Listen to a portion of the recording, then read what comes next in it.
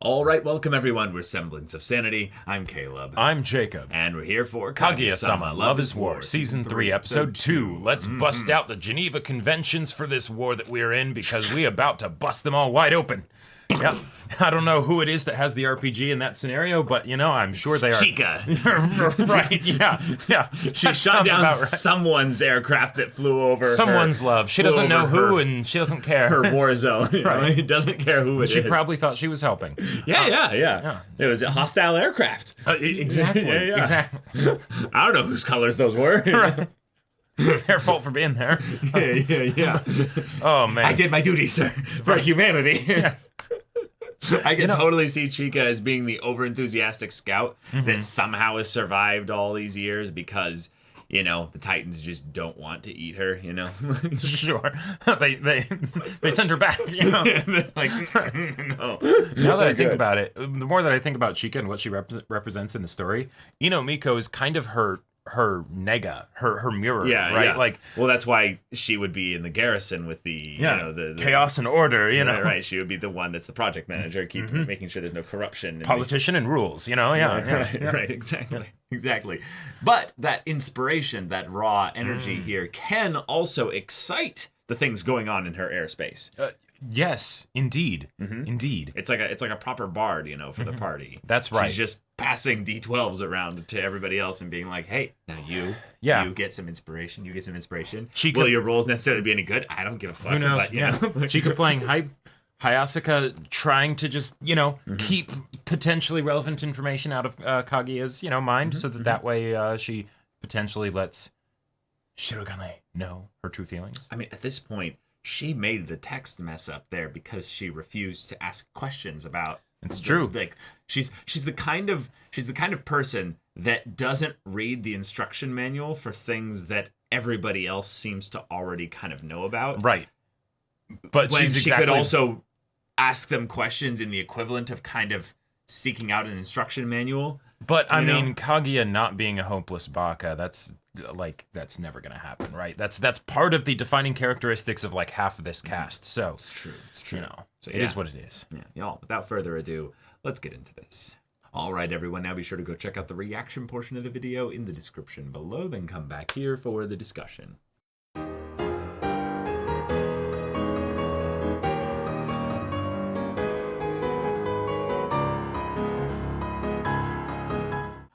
Wonderful. Okay. This was a surprisingly Kaguya-less episode. It was. There was a lot of skits that had to do with other characters, which was kind of fun. Hey, you know, the other characters are fantastic. Yeah. The Ino and good old fuck. Ishigami? Let's start over. Let's start with the discussion. Okay. Sure. Or you just forgot Ishigami's name? Yeah. Okay. Yeah. All right. Okay. That was a wonderful episode. Yeah, we got a very Kaguya-less episode in general, though. We had this stuff with the miscommunication with regards to Hayasaka. Indeed. And Kaguya in that regard. I'm really glad they brought that back. But most of it was focused on Miyuki and Hayasaka. Indeed. Which is great fun to have a little callback from a previous skit. And also that, well, yes, she is kind of a spy. She is absolutely a spy. She's really good at what she does. She has a very, very, general set of skills that can basically do just about anything. And hey, this is a way that she can interact with Miyuki in a way that Kaguya is okay with, sort of, but also maybe vent about the situation with Kaguya. While she's listening on the earpiece, which is cool to kind of get confirmed that, no, because she's mic'd up like this, she is not able to mute it. Right. She is doing this with Kaguya listening in. Yep. Nice. Okay, cool. But then on the completely other side of things here, we've got Ishigami and Ino having their little bit of a old married couple spat, which is amazing that Osaragi was able to shut it down that way. Well, determine that was basically the best way to get them to play nice? Well, to get them to understand what's going on here. Right. Because they, from each of their perspectives, thinks the other person is being a needless asshole because they think the other person is trash. Yeah. Which is not the case at all. It is not the case at all. Well, they definitely do have things that bug them. Like, there's too many, like, it's a complicated situation, right? Like the idea that Ishigami was able to be genuine and be like, hey, these are the things that I really think are great about you, you know? But, you know, well, she wasn't. Yeah. Wasn't able to think of any. And it's like, it's the punchline to the joke that you can see coming from a mile away, and yet it still lands so well. It lands and really the thing is that Ishigami, a lot of that is kind of your fault because you don't tell her about the things that you do to be considerate. So all she sees is she doesn't tell him either, but... Well, okay, yes, that's true. Yeah. So, you know, yeah. The main thing really is that he actually does get time, I would say, spent thinking about her when she's around. So he observes her and takes her very somewhat seriously. But when she does her things to help him out behind the scenes, it's with other people. Meaning that in a lot of the instances where he's trying to help her, she's right there messing up something, and he's like, okay, cool. I will finagle things around and make it work.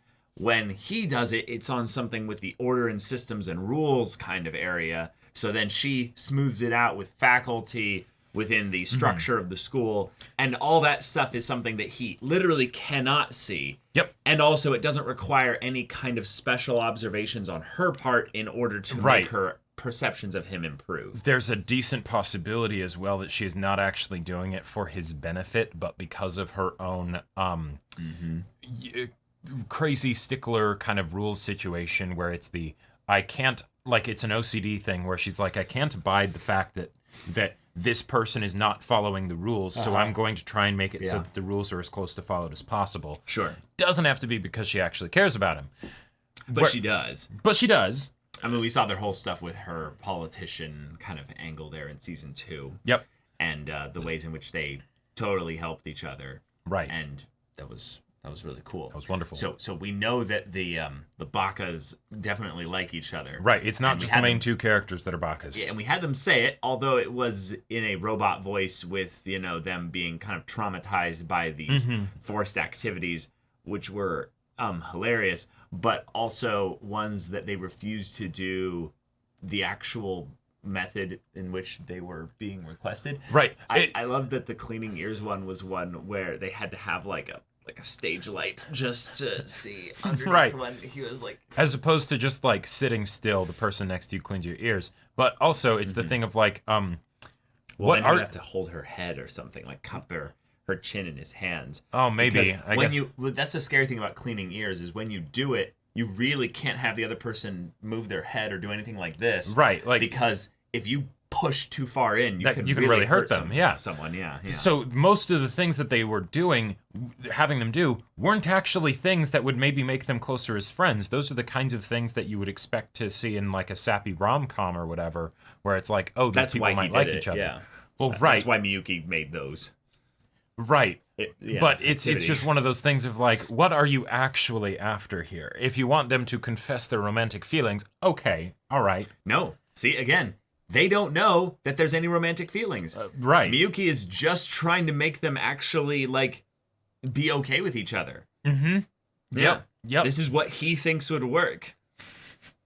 Because Miyuki is a hopeless baka. And we see that again and again. Chika's good at this kind of thing. Exactly. If they had gotten Chika, this would have been very helpful. But hey, you know, Miyuki, that's just another thing that you can ask Chika to teach you. I mean, in a lot of ways, Chika would have looked at this whole situation and gone, this is hopeless, and then walked away. Right, like nope.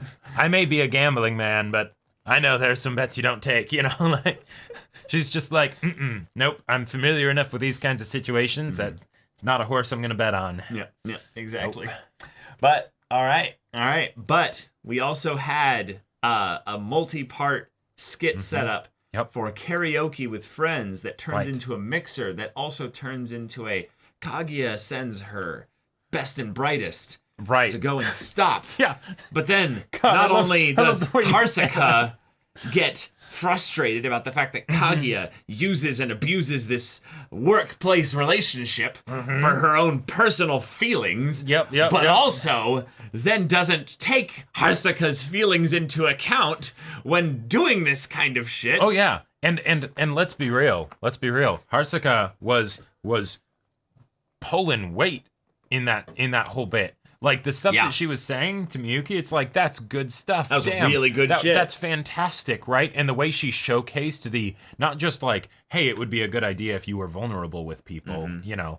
But then it's like when he sort of maybe resists that, then she stops being vulnerable and goes back to the sort of happy, you know, exterior and everything, right? Yeah. That he had just commented, oh yeah, I like you better when you're like being honest. It's like, if you could learn something from this, maybe what do you think that would be?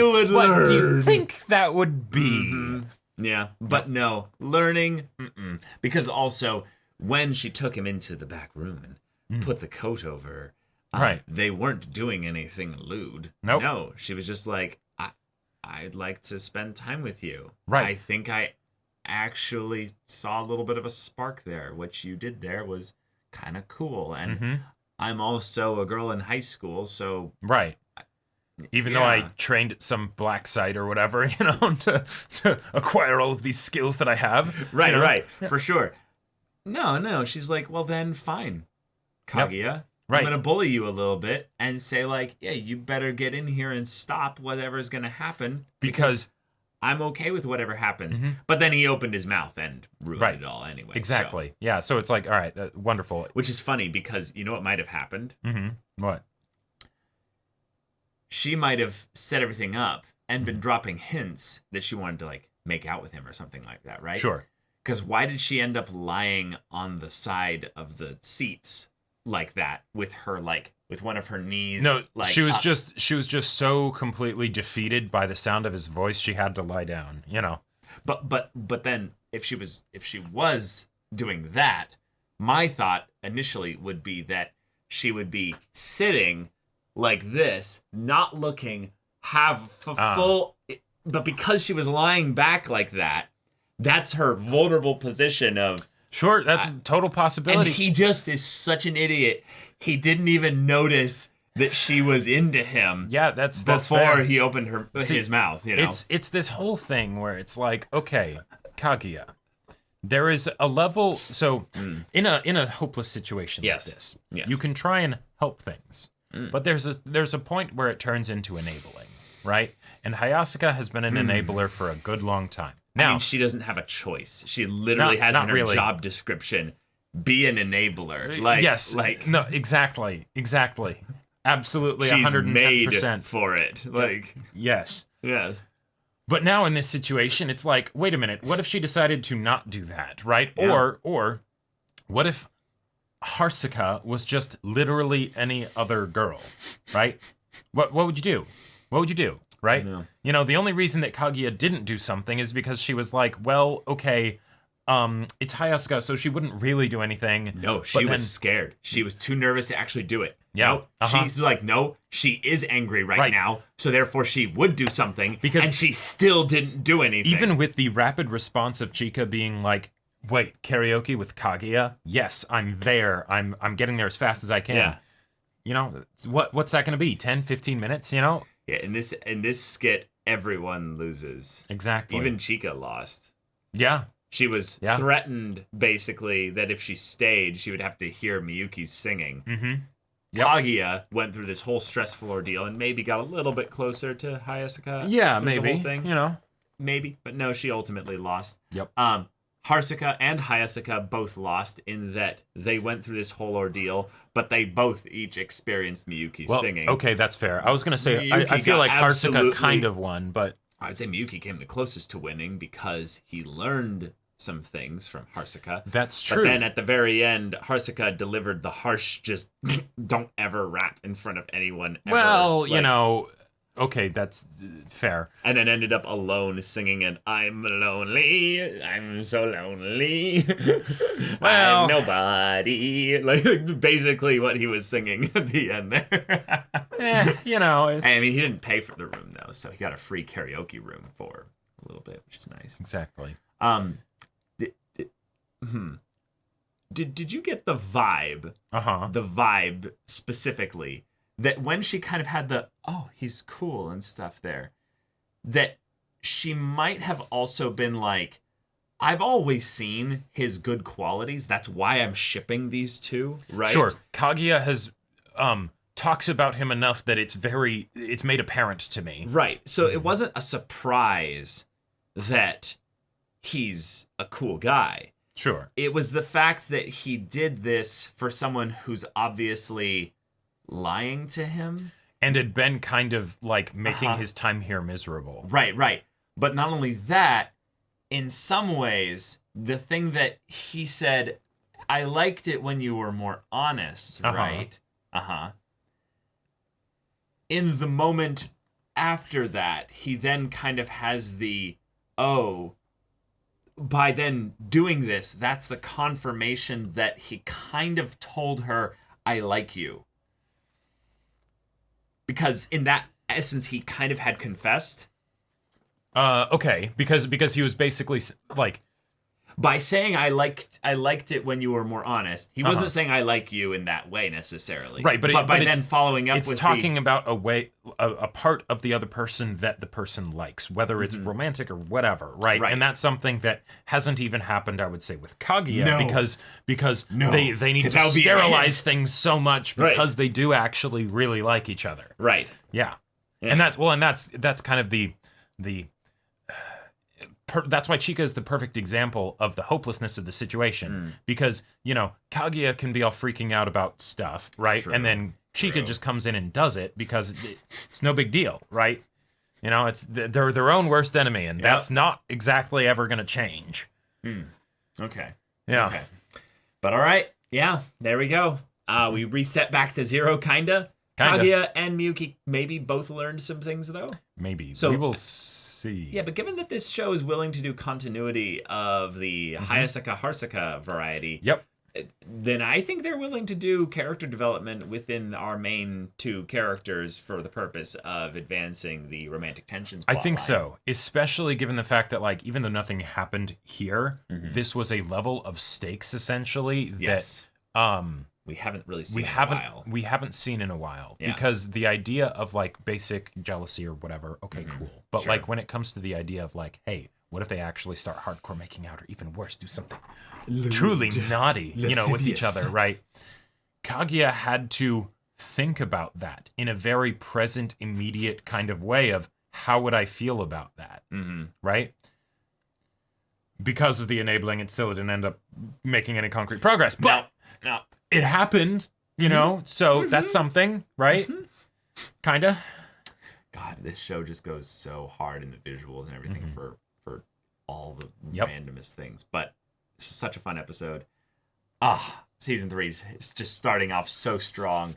Can't wait for more. But y'all, thank you so much for watching this episode's reaction and discussion. If you want to see the next episode's reaction and discussion right now, though, go check out the link in the description below for our Patreon. You can get on early access there. You can watch full-length timer reactions there, and all this comes with Discord access, so you can chat with us in the community there about this show, about anime in general, and also be sure to check out our Twitch channel. We stream every weekday. The info's in the description. Yes, if any of that interests you, we'll see you there. But until then, we're Semblance of Sanity. I'm Caleb. I'm Jacob. And we'll see you all next time.